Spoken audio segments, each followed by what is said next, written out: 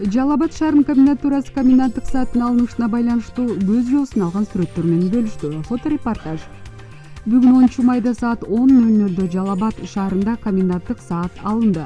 Бирок өзгөчө кырдаал режими уланат. Жалал Абад шаарында өзгөчө абал киргенден бери шаардын комендатурасында 7 кызматтын кызматкерлери күнү түнү тынымсыз иш алып барышкан.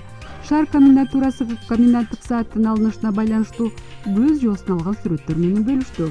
Комендатуранын маалыматына ылайык, Жалал Абад шаарынын комендатурасы тарабынан тиешелүү ишмерчемдер кабыл алынып, күч түзүмдөр, тиешелүү кызматтар коомдук тартипти сактап, санитардык карантиндик эрежелерди сактоо боюнча түшүндүрүү иштери жүрдү.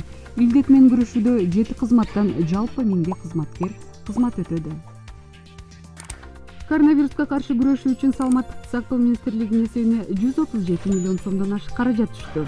Коронавируска каршы күрөшүү үчүн Саламаттыкты сактоо министрлигинин эсебине 137 миллион 282 миң 928 сом каражат түштү. Бул тууралуу Каржы министрлигинин басма сөз кызматынан билдиришти. Бул 8 майга карата көрсөткүч. Биринчи вице-премьер-министр Кубатбек Боронов гуманитардык жардамдарды кабыл алуучу эсеп иштеп жатканын билдирген.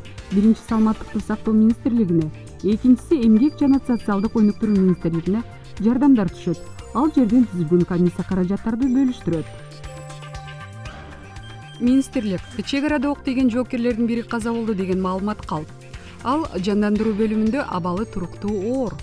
Бүгүн 10 майда Кыргыз-Тажик чек арасындагы чырдан улам жаракат алышкан 3 аскер кызматкери Бишкек шаарында атайын борт менен алып келинген. Буга чейин Саламаттыкты сактоо министрлиги жабыр тарткан 3 аскердин абалы боюнча маалымат берип, октон жаракат алган М аттуу жаранын абалы өтө оор деп билдирген. Жабырлануучу М 1994 жылы туулган. Ал кыр арканын көкүрөк тушуна, курсак жана жамбаш сөөгүнөн октон жаракат алган. Ага операция жасалган. Абалы өтө оор дешкен мекемеден. Абалы оор деген жоокердин каза болуп калганы тууралуу социалдык тармакта билдирүү жарыяланган.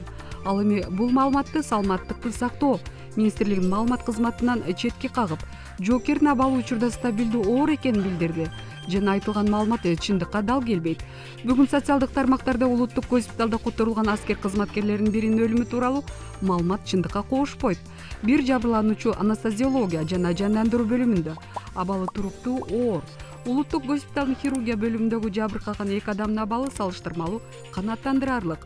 Бардык жабырлануучулар медициналык көзөмөлдө керектүү дарылоодон өтүшөт деп билдиришет мекемеден аталган маалымат тууралуу.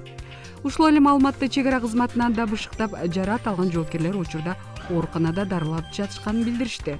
Маалымат булагы Супер KG.